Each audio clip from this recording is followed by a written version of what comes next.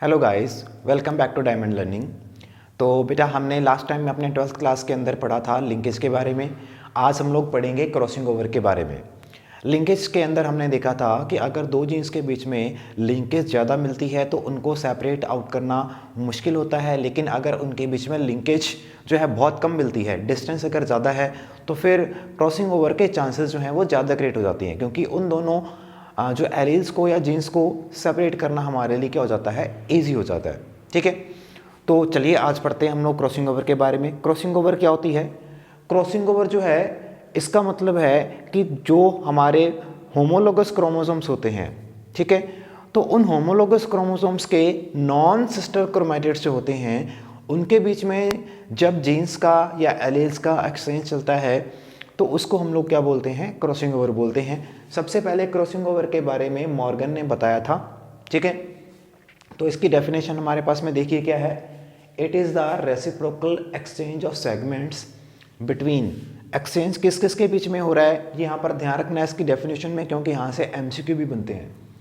Between non sister chromatids, ठीक है, sister chromatids नहीं है, उसी क्रोमोसोम के नहीं है, उसका जो होमोलोगस क्रोमोसोम होगा, ठीक है, of homologous chromosomes that give rise to new combination of alleles। और इसका मतलब है कि हमारे पास में नई लिंकेज बनेगी, उसको बोला जाता है क्रॉसिंग ओवर। यहाँ पर मैं आपको थोड़ा सा बनाकर दिखाता हूँ, एक विजुअली आपको समझ में आ जाएगा कि ये हमारे पास में मान लो कोई एक क्रोमोसोम है, मान लो ये क्रोमोसोम नंबर हमारे पास में क्या है, 1 है, ठीक है। अब इसी का ही होमोलोगस क्रोमोसोम मान लेते हैं हमारे पास में ये है। होमोलोगस क्रोमोसोम का मतलब हो गया कि डिप्लॉयड जो ऑर्गेनिज्म होते हैं तो उनमें हमें एक क्रोमोसोम के क्या मिलते हैं, 2 सेट देखने को मिलते हैं। तो उसका जो कॉपी वाला सेट होता है, जो उसका एग्जैक्ट डबल सेट होता है, उसको हम लोग क्या बोलते हैं? होमोलोगस क्रोमोसोम का सेट बोलते हैं, ठीक है। तो यहाँ पर हमारे पास में होमोलोगस क्रोमोसोम्स के सेट हैं, तो इनके बीच में मान लो यहाँ पर अगर ए और बी, ठीक है, यहाँ पर कैपिटल ए कैपिटल बी, ये एलील्स या जीन्स की बात कर रहे हैं हम लोग, क्रोमोसोम के ऊपर प्रेजेंट हैं। तो यहाँ पर इन दोनों के बीच में रेसिप्रोकल अरेंजमेंट, यहाँ से अगर एक्सचेंज होकर इस क्रोमोसोम पे और इस क्रोमोसोम की जीन इस क्रोमोसोम पे लग जाए तो reciprocal exchange of segments between non sister. अब अगर ये दोनों बात करें क्रोमैटिड्स, तो ये दोनों सिस्टर आपस में क्या हो जाएंगे? क्रोमैटिड्स, सिस्टर क्रोमैटिड्स, ठीक है। लेकिन अगर हम यही इसकी और इसकी बात करें तो ये दोनों क्या हो जाएंगे? नॉन सिस्टर क्रोमैटिड्स हो जाएंगे। क्लियर है ये बात? तो इन नॉन सिस्टर क्रोमैटिड्स के बीच में जो एक्सचेंज चलता है जेनेटिक मटेरियल का, उसी को ही हम लोग क्या बोलते हैं बेटा? क्रॉसिंग ओवर बोलते हैं। क्या बोलते हैं? क्रॉसिंग ओवर बोलते हैं, ठीक है। और ये किस स्टेज में चलती है? 11th के अंदर आपने सेल साइकिल और सेल डिवीजन का चैप्टर पढ़ा होगा, उसके अंदर आपने देखा होगा कि म्योसिस जब होती है तो म्योसिस के टाइम पे जो इसकी प्रोफेज 1 होती है, प्रोफेज 1 को हम लोग 5 सब स्टेजेस के अंदर डिवाइड करते हैं, ठीक है। जाइगोटिन होती है, डिप्लोटिन होती है, पैकोटिन होती है, ठीक है।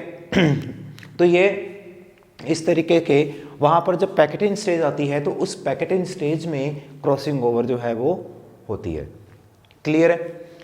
अब इसमें जो क्रोमैटिड, ठीक है, एक्सचेंज में आ रहा है, मतलब जो क्रॉसिंग ओवर के अंदर पार्ट ले रहा है, तो उसको हम लोग बोलते हैं क्रॉसओवर या रिकम्बिनेंट। क्योंकि जब इन दोनों के बाद में हम इनमें एक्सचेंज देखेंगे तो इनके अंदर एक्सचेंज क्या हो सकता है कि मान लो कैपिटल ए के साथ में यहाँ पर स्मॉल ए के साथ में यहाँ पर कैपिटल बी आ सकती है, और इधर कैपिटल ए के साथ में स्मॉल बी आ सकती है, क्योंकि यहाँ पर इनका एक्सचेंज हो गया है।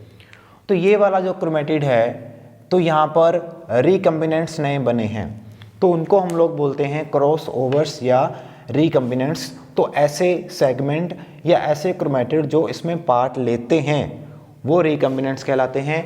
और पेरेंटल और नॉन क्रॉसओवर्स वो होते हैं, जैसे हमने देखा कि ये वाला और ये वाला, इन्होंने कहीं पर भी क्रॉसिंग ओवर के अंदर या एक्सचेंज के अंदर पार्ट नहीं लिया, तो फिर ये क्या कहलाएंगे कि जो क्रॉसिंग ओवर के अंदर पार्ट नहीं ले रहे हैं उनको हम लोग पेरेंटल स्टैंड्स या फिर नॉन क्रॉस ओवर्स बोलते हैं।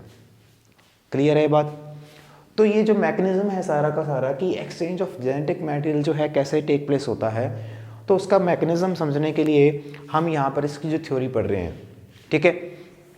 इसकी थ्योरी में देखो, सबसे पहले बात हमारे पास में है कि क्रोमोसोम्स जो होते हैं ये इंटरफेस में अपने आप को रेप्लिकेट कर लेते हैं। मियोसिस आपने सारी पढ़ी है। मियोसिस के अंदर आपको पता है पहले इंटरफेज आएगी, फिर उसका एम फेज आएगा। तो आपने सेल साइकिल पढ़ा है। सेल साइकिल के अंदर आपने देखा होगा सबसे पहले इंटरफेज आती है, फिर एम फेज आता है। इंटरफेज जो है उसकी आगे 3 सब स्टेजेस होती हैं, जिसमें सबसे पहले हमारे पास में आती है G1 फेज, उसके बाद में S फेज आता है और उसके बाद में G2 फेज आता है। फिर एम फेज स्टार्ट होता है इसका माइटोटिक या मेटिक फेज। तो मियोसिस के अंदर मियोसिस 1 और मियोसिस 2 चलती है ना। तो वहाँ पर मियोसिस की जो इंटरफेज है, इंटरफेज स्टेज के अंदर क्रोमोसोम्स अपने आप को क्या करेंगे, रेप्लिकेट करेंगे, मतलब अपनी कॉपीज बना लेते हैं। और फिर मियोसिस 1 की जब जाइगोटिन स्टेज आती है तो वहाँ पर ये होमोलोगस क्रोमोसोम्स जो हैं ये अपने आप की पेयरिंग कर लेते हैं, मतलब ये दोनों क्रोमोसोम्स जो हैं ये आपस में क्या कर लेंगे, पेयर बना लेंगे, एक दूसरे के साथ में आ जाएंगे। तो उस पेयरिंग को हम लोग बोलते हैं सिनेप्सिस। सिनेप्सिस बनने के बाद में नेक्स्ट स्टेज जो आती है पैकेटिन। तो उस पैकेटिन स्टेज के अंदर कुछ रिकम्बिनेशन नोड्यूल्स बन जाती हैं, ठीक है, इस तरीके से जैसे एक दूसरे के बिल्कुल पास में प्रेजेंट होते हैं। तो वहाँ पर कुछ नोड्यूल्स बन जाती हैं और इन नोड्यूल्स पर ही क्रोमैटिड्स जो हैं क्या होते हैं, ब्रेक होते हैं। और यहाँ से क्रोमैटिड ब्रेक होकर वो दूसरे नॉन सिस्टर क्रोमैटिड के साथ में अटैच हो सकता है एंड वाइस वर्सा। तो उस कंडीशन में क्रोमैटिड्स ब्रेक होकर जो हैं ब्रोकन सेगमेंट क्या करते हैं, नॉन सिस्टर क्रोमैटिड के साथ में अपने आप को एक्सचेंज कर लेते हैं। और अगर वो एक्सचेंज कर लेंगे तो मतलब वहाँ पर वो क्रॉसिंग ओवर जो है कंप्लीट हो जाएगी। ये इसका क्रॉसिंग ओवर का मैकेनिज्म होता है। क्लियर है? तो आप इसका स्क्रीनशॉट यहाँ पर ले सकते हैं। इसके बाद हम लोग क्रॉसिंग ओवर की टाइप्स देखते हैं कि क्रॉसिंग ओवर की कितनी टाइप्स होती हैं। चलिए नेक्स्ट हम लोग पढ़ते हैं क्रॉसिंग ओवर की टाइप्स के बारे में। क्रॉसिंग ओवर जो है मेनली 3 टाइप्स की देखने को मिलती है हमें, जिसमें सबसे पहले हमारे पास में सिंगल क्रॉसिंग ओवर, उसके बाद में आ जाएगी डबल क्रॉसिंग ओवर और उसके बाद में आ जाएगी मल्टीपल क्रॉसिंग ओवर, ठीक है। तो सिंगल क्रॉसिंग ओवर में क्या होता है, सिंगल क्रॉसिंग ओवर के अंदर जो एक्सचेंज चलता है इनके मटेरियल्स के बीच में, तो वो एक्सचेंज सिर्फ एक लोकेशन पर चलता है या किसी एक सिंगल पॉइंट से चलेगा। फॉर एग्जांपल मान लो मेरे पास में यहाँ पर 2 होमोलोगस क्रोमोसोम्स हैं। इस क्रोमोसोम के ऊपर capital A, B, C, D genes present हैं, ठीक है। नीचे वाले के ऊपर small a, b, c, d genes present हैं। तो क्या होगा अगर यहाँ से इस पॉइंट के बीच में, इन दोनों के बीच में क्रॉसिंग ओवर चलती है, तो यहाँ से क्या होगा, जो ये वाला एक्सचेंज पार्ट है वो इसके ऊपर शिफ्ट हो जाएगा और कैपिटल C और D वाला पार्ट जो है वो यहाँ पर रीअरेंज हो जाएगा। तो इस केस में देखो कि इस क्रोमैटिड के ऊपर small a, small b gene तो वैसी की वैसी प्रेजेंट रहेंगी, लेकिन ये जो यहाँ से क्रॉसिंग ओवर हुई थी, ठीक है, तो ये वाला पार्ट एक्सचेंज होगा। तो यहाँ से कैपिटल C और D नीचे आ जाएंगे और स्मॉल c और स्मॉल d ऊपर चले जाएंगे। और इन दोनों के मैंने अलग अलग कलर से भी रिप्रेजेंट कर दिया है कि कई बार बुक के अंदर हमें सिंपल जो है ब्लैक एंड वाइट से यहाँ से समझ में नहीं आता, तो कलर्ड फॉर्म में आप देख सकते हो ये ग्रीन कलर वाला पार्ट यहाँ से एक्सचेंज होकर ऊपर चला गया है। तो इस पार्ट के ऊपर जितनी भी जीन्स प्रेजेंट होंगी वो सारी की सारी वो ऊपर वाले क्रोमोसोम के ऊपर शिफ्ट हो जाएंगी। तो इस तरीके से आपको यहाँ पर एक सिंगल पॉइंट पे जब क्रॉसिंग ओवर देखने को मिलती है तो वो हमारी सिंगल क्रॉसिंग ओवर कहलाती है। क्लियर? नेक्स्ट हमारे पास में है डबल क्रॉसिंग ओवर।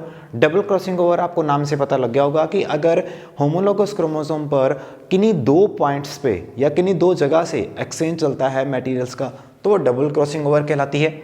तो इस केस में देखो हमारे पास में क्या है, इस केस में हमारा एक तो क्रॉसिंग ओवर यहाँ से चलता है, एक हमारा क्रॉसिंग ओवर यहाँ से चलता है, ठीक है।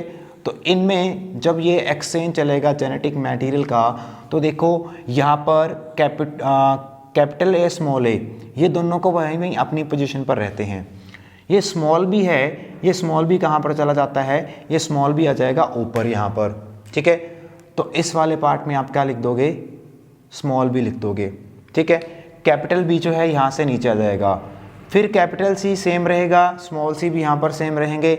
लास्ट वाले पार्ट में फिर एक्सचेंज हुआ है तो कैपिटल डी नीचे मूव हो जाएगा और स्मॉल डी जो है वो कहाँ पर चला जाएगा, ऊपर चला जाएगा। तो यहाँ पर 1 और 2 पॉइंट्स में आपको क्या मिल रहा है, जेनेटिक मटेरियल का एक्सचेंज देखने को मिल रहा है। तो ये कहलाती है हमारे पास में डबल क्रॉसिंग ओवर। क्लियर है? इस चीज़ को अगर इस तरीके से भी आपने समझना हो तो क्रोमोसोम्स को आप यहाँ से इस तरीके से बनाकर भी देख सकते हो। ठीक है, मान लो यहाँ पर क्या हुआ है, मेरे पास में ये capital A, capital B, capital C, capital D यहाँ पर मैंने शो कर दी, यहीं इसका होमोलोगस आ जाएगा। और यहाँ पर स्मॉल ए, स्मॉल बी, स्मॉल सी और स्मॉल डी है। तो पहले वाले पॉइंट के अंदर जैसे मैंने कहा कि अगर इस पार्ट के अंदर एक्सचेंज चलता है, ये वाला पार्ट यहाँ पर शिफ्ट हो जाएगा, ठीक है, और ये वाला पार्ट जो है वो इस क्रोमोसोम के ऊपर शिफ्ट हो जाएगा। तो सी और डी का एक्सचेंज यहाँ पर चलता है, तो ये सिंगल क्रॉसिंग ओवर। और जब 2 जगह से चले तो वो हो जाएगा हमारा डबल क्रॉसिंग ओवर। ठीक है, आई होप ये आपको समझ में आया होगा। थर्ड हमारी मल्टीपल क्रॉसिंग ओवर है। अब मल्टीपल क्रॉसिंग ओवर दिखाने के लिए हमें क्या है, हम यहाँ पर क्रोमोसोम कोई लंबा ले सकते हैं, बना सकते हैं और उसके ऊपर मल्टीपल एलील और जीन्स दिखा सकते हैं और उनमें एक्सचेंज दिखा सकते हैं। तो ये आपको समझ में आ चुका है, तो ये आप अपने आप भी यहाँ पर ट्राई कर सकते हो। ठीक है, अगर फिर भी आपको समझ में नहीं आएगा तो मुझे कमेंट्स करके ज़रूर बताना, मैं आपको बता दूंगा। तो ये मल्टीपल क्रॉसिंग ओवर के अंदर क्या होगा, 2 से ज़्यादा जगह पर जहाँ पर पॉइंट्स पर क्या होगा, क्रोमोसोम्स के अंदर एक्सचेंज चलेगा, that will be known as multiple crossing over. Single और डबल क्रॉसिंग ओवर ये कॉमन देखने को मिल जाती है, बट मल्टीपल क्रॉसिंग ओवर जो है ये रेयरली सीन होती है हमें। ठीक है, चलो, तो ये है इसकी टाइप्स। अब इसके बाद में क्रॉसिंग ओवर वाले टॉपिक में लास्ट हमारी चीज़ बचती है कि कौन से ऐसे फैक्टर हैं जो क्रॉसिंग ओवर को क्या करते हैं, इन्फ्लुएंस करते हैं, जिनकी वजह से हमारी क्रॉसिंग ओवर कम या ज़्यादा हो सकती है। तो टोटल 7 पॉइंट्स हमारे पास में हैं, जिसमें सबसे पहले मैं अगर बात करता हूँ डिस्टेंस की, तो डिस्टेंस से क्या होगा, अगर क्रोमोसोम्स के ऊपर यहाँ पर हम A B C D example लेकर चलते हैं, ए और बी इन दोनों के बीच में डिस्टेंस क्या है, कम है। ठीक है, डिस्टेंस क्या है, लो है। तो इनके बीच में जो क्रॉसिंग ओवर है, क्रॉसिंग ओवर भी क्या हुई है, इनके बीच में वो कम हुई है, क्योंकि ये दोनों एक साथ ही यहाँ पर इसके ऊपर आ सकती हैं। लेकिन ए और सी की बात करें तो इनके बीच में डिस्टेंस ज़्यादा है। जितना ज़्यादा डिस्टेंस होगा तो उतना इन दोनों को क्या करना होगा, सेपरेट करना आसान होगा। ठीक है, तो जितना ज़्यादा डिस्टेंस मिलेगा उतनी ही ज़्यादा क्रॉसिंग ओवर देखने को मिलेगी, जितना डिस्टेंस कम होगा उतनी ही क्रॉसिंग ओवर भी कम होगी। टेम्परेचर जो है, टेम्परेचर जनरली क्या होता है, हल्का सा अगर टेम्परेचर के अंदर राइज आपको देखने को मिलता है तो उसके कारण क्रॉसिंग ओवर की जो फ्रीक्वेंसी है वो क्या हो जाती है, इंक्रीज हो जाती है। ठीक है, increases with increase in temperature. X rays जो होती हैं ये भी जनरली म्यूटेशन करवाती हैं, और म्यूटेशन का मतलब आपको पता ही है कि sudden exchange of genetic material जब क्रोमोसोम्स के अंदर होता है, that is known as a mutation. तो एक्सरेज या कुछ बहुत सारी ऐसी सन की, जैसे अगर हम यूवी रेस की बात करते हैं, ठीक है, तो ऐसे कुछ बहुत हार्मफुल रेस होती हैं जो क्या करती हैं, इस क्रॉसिंग ओवर को इन्फ्लुएंस करती हैं और उनको जनरली बढ़ाने का काम करती हैं। एज का क्या फैक्टर रहता है कि ह्यूमन बींग्स या कोई भी अगर ऑर्गेनिज्म है तो जैसे जैसे किसी पर्सन की या किसी ऑर्गेनिज्म की एज इंक्रीज होती जाती है तो उतना ही क्रॉसिंग ओवर की फ्रिक्वेंसी कम होती जाती है, क्योंकि जितनी ज़्यादा एज बढ़ती जाती है तो क्रोमोसोम्स जो हैं उनके बीच में हम एक मतलब इलास्टिसिटी वर्ड यहाँ पर यूज़ कर सकते हैं, तो उनकी इलास्टिसिटी जो है वो कम होती जाती है। अब जितना कम इलास्टिक नेचर होगा उतना ही एक्सचेंज करना क्या होगा उनके बीच में डिफ़िकल्ट हो जाएगा। तो जैसे जैसे एज बढ़ती जाती है तो क्रॉसिंग ओवर की फ्रिक्वेंसी जो है वो क्या होती जाती है, कम होती जाती है। ठीक है, उसके बाद में सेक्स पर क्या डिपेंड करता है कि जितने भी लगभग हेटेरोगैमेटिक ऑर्गेनिज्म हैं अगर उनकी बात करें तो उनके बीच में हमें क्रॉसिंग ओवर जो है वो बहुत ही क्या मिलती है, लो देखने को मिलती है।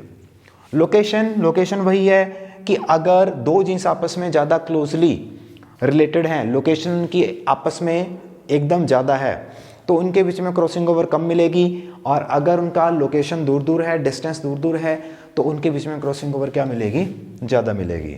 और सर्टेन केमिकल्स तो केमिकल्स भी क्या करते हैं, ये क्रॉसिंग ओवर को इन्फ्लुएंस करते हैं, लेकिन केमिकल का जो इन्फ्लुएंस करने का तरीका है वो दोनों तरीके से हो सकता है.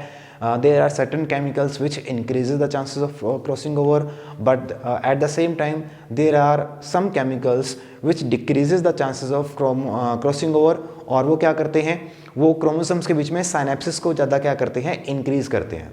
ठीक है, तो उससे क्रॉसिंग ओवर का चांस क्या हो जाता है, हमारा लो हो जाता है. तो ये हमारे कुछ फैक्टर हैं जो इसको इन्फ्लुएंस करते हैं. आई होप आप सभी को ये क्लास बहुत अच्छी लगी होगी, और ये क्लास कैसी लगी आप मुझे कमेंट करके ज़रूर बताइएगा, और हमारे साथ में ऐसे ही जुड़े रहिएगा. आप सभी का थैंक यू. मिलते हैं नेक्स्ट क्लास में.